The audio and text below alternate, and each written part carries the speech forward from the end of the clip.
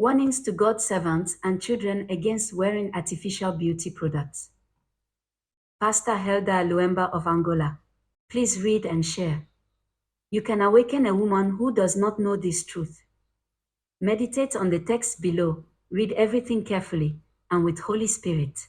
I was taken in a clear vision in which I was preaching in the streets with a daughter from the ministry.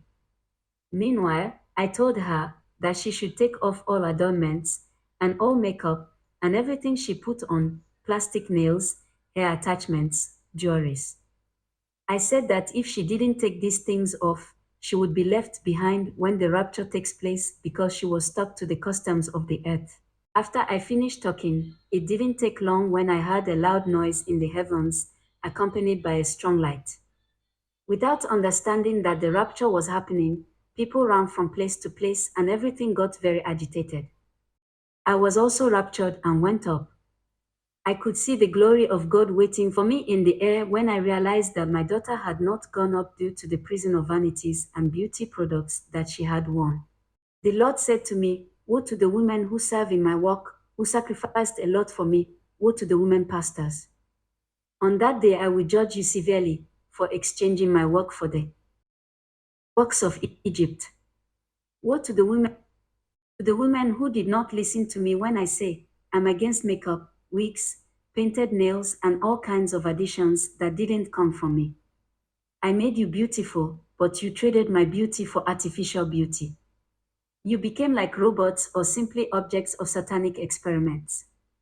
I will judge you for not accepting to remain in your natural beauty as I created you. You despised my work of creation, implying I am a bad maker, so you embraced the things Satan did to offend my work of creation. Woe to the women pastors who dress indecently.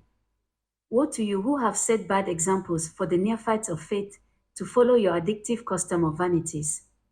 If you will truly repent of all your vanity, I will take away my judgment about you, but most of you don't listen and don't take it seriously. Woe to the singers who climb on my altar wearing satanic costumes, with all kinds of painting on their nails and faces.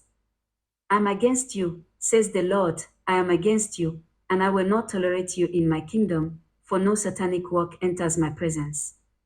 If you don't take them off, when you die, you will be at my gate with white robes, but your nails will be painted, your face will be painted, and with false hair, and I then won't be able to receive you in my presence, because these things don't enter my holy place. Women, remember, I made you perfect, beautiful, more than men, but you are denying yourself and loving things of this world. Repent, woman, regret it, says the Lord. Women, look who taught you how to do that. The Bible clarifies in 2 Kings 9 verse 30, and when Jehu was come to Jezreel, Jezebel heard of it, and she painted her face and adorned her head, and looked out at a window. See, women, Jezebel brought this custom, this vanity, and look what your Savior says about it, since you say we are in grace. Revelation 2 verse 20, notwithstanding, I have a few things against you because you suffered that woman Jezebel, which calls herself a prophetess, to teach and to seduce my servants to commit fornication and to eat things sacrificed to idols. So your pastor is hiding this truth from you. He is afraid to scandalize you with the truth, afraid that you may leave the church because you don't want to leave the world. Some text to help you think about it. 1 Timothy 2 verses 9 to 10, in like manner also, that women adorn themselves in modest apparel, with modesty and sobriety, not with braided hair, or gold, or pearls, or costly array, 10 but, which becomes women professing godliness, with good works.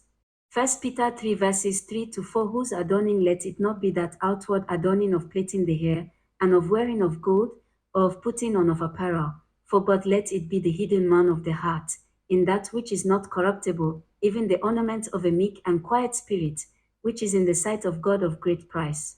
Women of God, repent of this sin. It is a serious sin because the Lord is feeling that you are offending what He has done in creation. For everything He has done is good, there is nothing to add or correct. Look at the word. 1 Timothy 4 verse 4, for every creature of God is good, and nothing to be refused if it be received with thanksgiving. Okay, so that's the end of this one. So women, you have heard. You have heard. You are not to renovate God's temple.